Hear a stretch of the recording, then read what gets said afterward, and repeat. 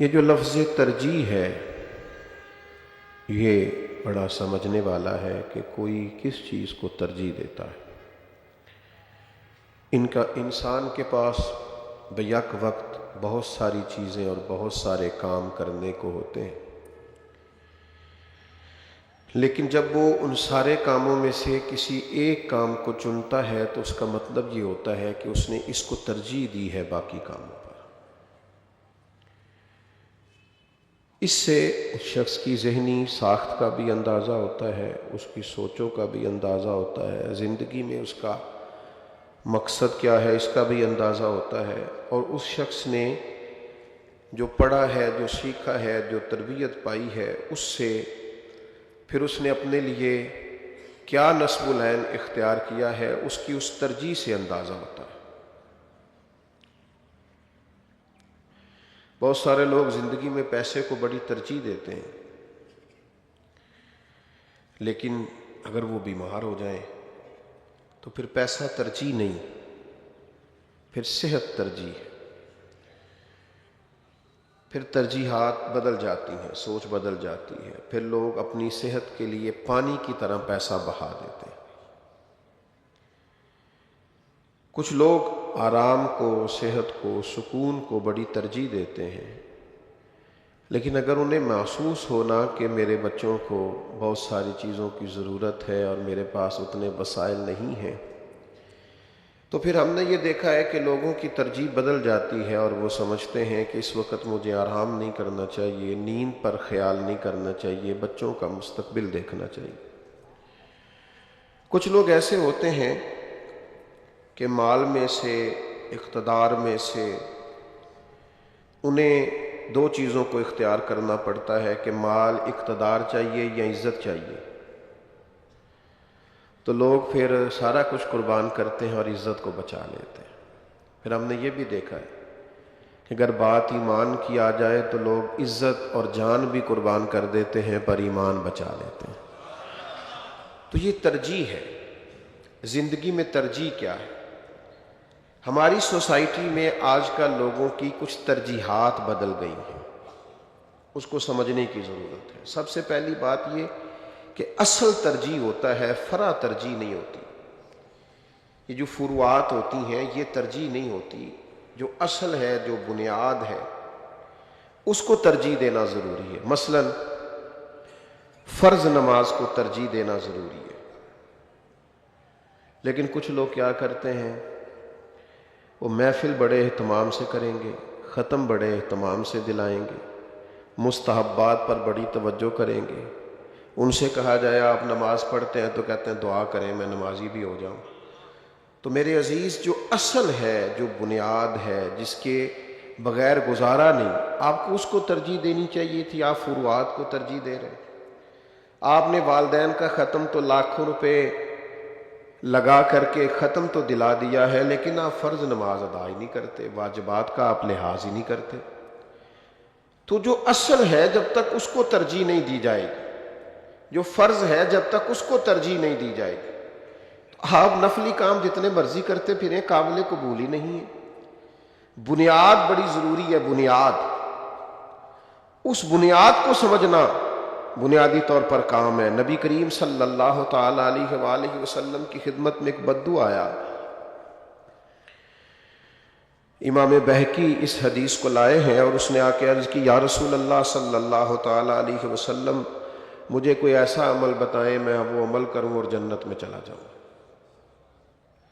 جنت سب سے آخری نتیجہ ہے زندگی کا اور آخرت کا۔ تو اس نے آخری بات ہی پوچھ لی، موٹا ہی سوال کر دیا، بنیادی بات ہی پوچھ لی، یا رسول اللہ صلی اللہ علیہ وسلم ایسا عمل بتائیں میں کروں تو جنت میں چلا جاؤں۔ تو اللہ کے محبوب علیہ السلام نے فرمایا، اللہ تعالیٰ کی عبادت کر، اس کے ساتھ کسی کو شریک نہ ٹھہرا، نماز ادا کر، فرض نماز ادا کر، رمضان کے روزے رکھ، زکوٰۃ تیرے اوپر فرض ہو تو اسے ادا کر۔ یہ فرائض صرف اللہ کے محبوب صلی اللہ تعالی علیہ وسلم نے اسے بتائے، صرف فرائض۔ تو وہ کہنے لگا، یا رسول اللہ صلی اللہ علیہ وسلم، مجھے اللہ کی عزت کی قسم، نہ اس میں کمی کروں گا نہ اس میں کوئی اضافہ کروں گا، وہ کہہ کے چلا گیا تو حضور نے کیا فرمایا؟ فرمایا کسی نے جنتی کو دیکھنا ہو تو اس کی زیارت کر لو، اس لیے کہ اس نے اصول، اس نے بنیاد پر توجہ کی ہے، اصل پر توجہ کی۔ آپ خوب اصالِ ثواب کریں، خوب محافل کریں، لیکن جو اصل ہے پہلے اس پر تو توجہ کریں، جو بنیاد ہے پہلے اس پر تو غور کریں۔ اسی طریقے سے پھر فرائض میں بھی ہم نے دیکھنا ہے کہ کچھ چیزیں فرض کفایہ ہے، کچھ فرض عین ہے۔ بعض لوگوں کی فرض کفایہ پر بڑی توجہ ہوتی ہے اور فرض عین کی طرف ان کا گمان نہیں ہوتا۔ اس کی سادہ مثال آپ دیکھ لیں، جتنے لوگ آپ کو جنازے میں ملتے ہیں اتنے فجر میں بھی ملتے ہیں۔ جنازہ فرض کفایہ ہے، ظہر کی نماز فرض عین ہے، لیکن وقت نکال کر لوگ جنازے میں پہنچیں گے، پھر ملاقات بھی کریں گے، اہل خانہ کو بتائیں گے بھی کہ ہم آئے، لیکن جنازہ پڑھنا فرض کفایہ ہے اور نماز پڑھنا فرض عین ہے۔ جو فرض عین ہے اس پر توجہ ہی نہیں، اور جو فرض کفایہ ہے اس پر بھاگ بھاگ کر لوگ عمل کریں گے۔ اسی طرح اقدام جہاد فرض کفایہ ہے اور والدین کی خدمت فرض عین ہے۔ کچھ لوگ مجاہدوں کی تختیاں تو لگا لیتے ہیں اور گلیوں کے نام تو اپنے نام پر رکھنے کے شوقین ہو جاتے ہیں، لیکن ماں باپ کی خدمت کرنے کو تیار نہیں ہوتے۔ نبی کریم علیہ السلام کی خدمت میں بھی ایک شخص حاضر ہوا تھا اور اس نے اجازت مانگی تھی، یا رسول اللہ صلی اللہ علیہ وسلم میں نے جہاد پہ جانا ہے، مجھے اجازت ہے؟ تو حضور نے فرمایا تیرے والدین زندہ ہیں؟ بلے شاہ آسمانی اڈدیاں پھڑنا ہے، تیرے والدین زندہ ہیں؟ یا رسول اللہ صلی اللہ تعالی علیہ وسلم زندہ ہیں؟ تو محبوب نے فرمایا ان کے پاس رہ، ان کے قدموں کے نیچے جنت ہے۔ مصنف عبد الرزاق میں یہ روایت موجود ہے، فرمایا ان کے پاس رہو، ان کے قدموں کے نیچے، ان کے قدموں کے پاس تمہاری جنت موجود ہے۔ لیکن جہاد کے بہت زیادہ شوقین ہونا، اور چلیں تھوڑا سا اور وضاحت کر لیتے ہیں، پیر صاحب کے پاس حاضری ٹائم پہ دیتا ہے، ابا جی کا حال بھی نہیں پوچھتا، جماعت میں چلے لگانے اور تبلیغ کرنے کو وقت پہ جاتا ہے، والدین کا حال ہی نہیں پوچھتا، تبلیغی ڈیوٹیاں کر رہا ہے، فلاں جگہ خدمتیں کر رہا ہے، فلاں جگہ حاضریاں لگوا رہا ہے، فلاں جگہ درویش بنا ہوا ہے، بلے شاہ آسمانی اڈدیاں پھڑنا ہے۔ جیڑا گھر بیٹھا انہوں پھڑیا ہی نہیں۔ ترجیح کس چیز کو دینی ہے اس کو سمجھے۔ دین نے بنیادیں فراہم کی ہیں، ان بنیادوں کو سمجھنے کی ضرورت ہے، لیکن ہم چیز پر غور ہی نہیں۔ میرے پاس نا ایک دفعہ دو دوست آ گئے تو آگے کہنے لگے فلسطین جانے کا کوئی رستہ بتائیں۔ تو آپ کو پتہ ہے جذبات اللہ کے فضل سے سب کے ہیں ان مسلمانوں کے لیے، لیکن جانے کا کوئی رستہ موجود نہیں ہے۔ آپ کے تو پاسپورٹ پہ لکھا ہے سوائے اسرائیل کے ہر ملک کے لیے اس پر ویزا لگ سکتا ہے، کیسے جائیں گے آپ؟ ممکن نہیں۔ تو مجھے کہنے لگے جی، میں نے کہا بھی مجھے تو کوئی رستہ نہیں آتا، آپ کسی اور سے پوچھیں۔ تو کہنے لگے اسی تو ان سارے بال روندے چھڑ آئے، اسی فلسطین چلے۔ وہ تو پیچھے تک آئے، بیوی رو رہی تھی، بچے رو رہے تھے، تو ہم نے کہا نہیں ہم نے جانا ہے، تو اب تو بڑی بےزتی ہے واپس جائے تو میں نے کہا آپ کس مقصد کے لیے جانا چاہتے تھے؟ شان بنانے کے لیے؟ عزت بےزتی مثلا کس کے سامنے؟ اگر اللہ کے سامنے ہے تو پھر تو آپ کا نکلنا قبول ہے، نیت کر کے نکل آئے۔ لیکن اگر ہمارا یہ معیار بن جائے، ہمیں پتہ ہی نہیں ترجیح کس چیز کو کہتے ہیں، اپنے حساب سے چیزوں کو طے کرتے ہیں، اپنے حساب سے۔ اور کچھ لوگوں کا خیال ہوتا ہے مولوی تو بزدل ہے، یہ جا ہی نہیں رہا، فلانا آدمی تو پیچھے رہ گیا، اس کو یہ کرنا چاہیے تھا، اس کو۔ ہمیں بھی بڑے لوگ مشورہ دیتے ہیں جناب یہ کر دیں، فلاں کر دیں، نکل آئیں۔ تو میں کہتا ہوں چلو تھوڑا بہت کتاب و سنت ہم نے بھی پڑھا ہے، شاید جو بات آپ ہمیں سمجھانا چاہ رہے ہیں کچھ نہ کچھ کی سمجھ ہم بھی رکھتے ہوں۔ تو آپ جو ترجیح ہمیں بتا رہے ہیں، ہو سکتا ہے یہ اس وقت ترجیح نہ ہو، ترجیحات کچھ اور ہو۔ نعرہ تکبیر لگانا بڑا کمال ہے، پر پہلے کو حضرت عمر جیسا پیدا تو کر لینا چاہیے۔ حضرت عمر آئے تو نعرے لگ گئے، لیکن یہ کہ پہلے عمر تو آئے۔ تو ہم یہ کرتے ہیں کہ ہم کہتے ہیں نہیں بھائی یہ میری سمجھ میں آ رہا ہے لہذا آپ نکلیں۔ تو بعض اوقات ترجیح کچھ اور ہوتی ہے، اور ہمارا دین بڑا واضح ہے۔ بڑا فطرت کے قریب ہے، بڑا حسین ہے، زندگی سمجھا دیتا، جینے کے سلیقے آتے ہیں۔ انسان کسی طرح بھی اپنی شخصیت پر، اپنی روح اور اپنے دل پر کوئی بوجھ محسوس نہیں کرتا۔ نبی کریم علیہ السلام کی بارگاہ میں شخص آیا ہے، یہ سنن ابو داؤد شریف میں موجود ہے۔ حضرت عمر بن عاص رضی اللہ تعالیٰ عنہ فرماتے میں بیٹھا ہوا تھا سرکار کی بارگاہ میں، اور اس نے آ کے عرض کی کہ میں آپ کے دست مبارک پر، یا رسول اللہ صلی اللہ علیہ وسلم، میں آپ کے دست مبارک پر ہجرت کی بیعت کرنے آیا ہوں کہ میں وطن چھوڑ دوں گا، دین کے لیے ہجرت کروں گا۔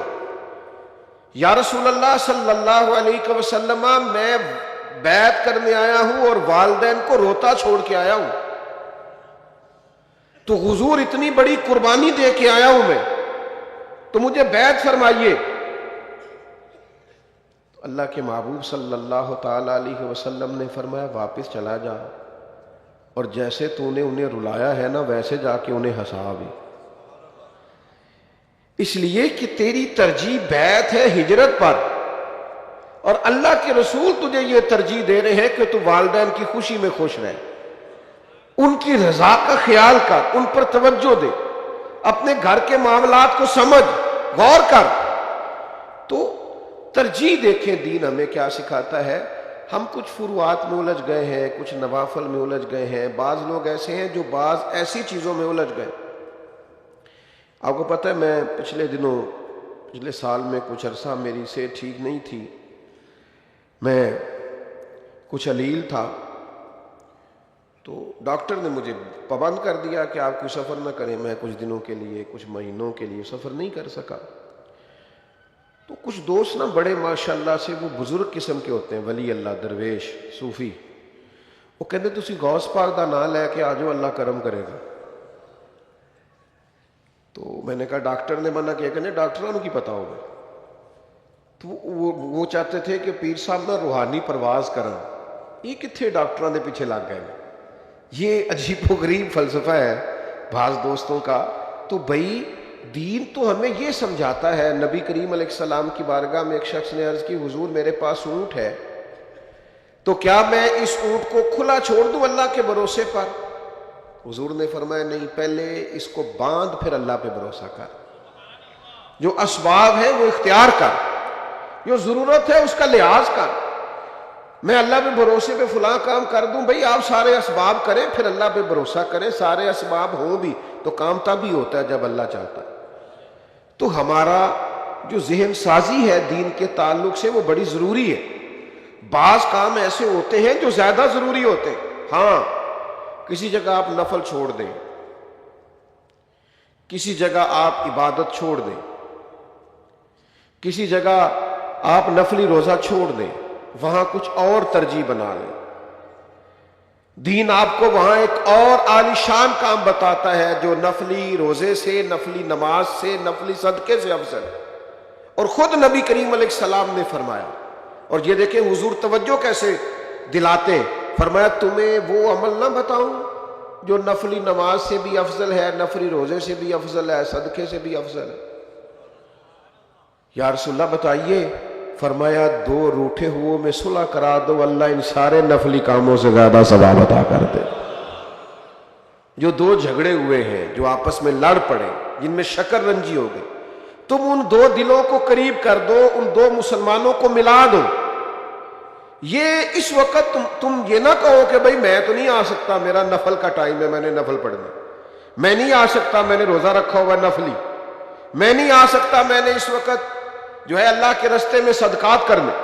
اس وقت تمہاری ترجیح یہ ہے کہ دو لوگ لڑ پڑے ہیں، ان میں جھگڑا ہو گیا، وہ دو خاندان آپس میں بچھڑ رہے، ان کے اندر دوریاں پڑ رہی ہیں، دراڑیں آ رہی، اس مسئلے کو حل کرنا تمہاری ترجیح ہونی چاہیے، نہ کہ یہ کہ میں نے نفل پڑھنے اور یہ کہ میں نے عبادت کرنی ہے۔ تو دین جس طرح کی ترجیح سکھاتا ہے۔ اب دیکھیں آپ نماز پڑھ رہے ہیں تو آپ کے سامنے ایک آدمی کنویں میں گر رہا ہے، تو شریعت آپ کو کہتی ہے کہ نماز توڑ دو، وہ جو گر رہا ہے پہلے اسے بچا لو۔ آپ یعنی اس کا ترجمہ آپ یوں بھی کر لیں کہ آپ نماز پڑھ رہے ہیں، اچانک آپ کی نظر پڑی اور کوئی گاڑی سے ٹکرانے لگا، کوئی چھت سے گرنے لگا، کسی کو بجلی کا کرنٹ لگنے لگا، اس کی موت کا مسئلہ ہے، شریعت نے آپ کو اب ترجیح بتائی ہے کہ اب نماز نہیں پڑھنی، اب نماز توڑ دیں، نماز بعد میں پڑھ لینا، اب پہلے اس کو بچائیں۔ تو جو ترجیحات دین سکھاتا ہے، جو باتیں دین سمجھاتا ہے، جس پر دین آپ کی توجہ دلاتا ہے، اس پر لوگ غور ہی نہیں کرتے۔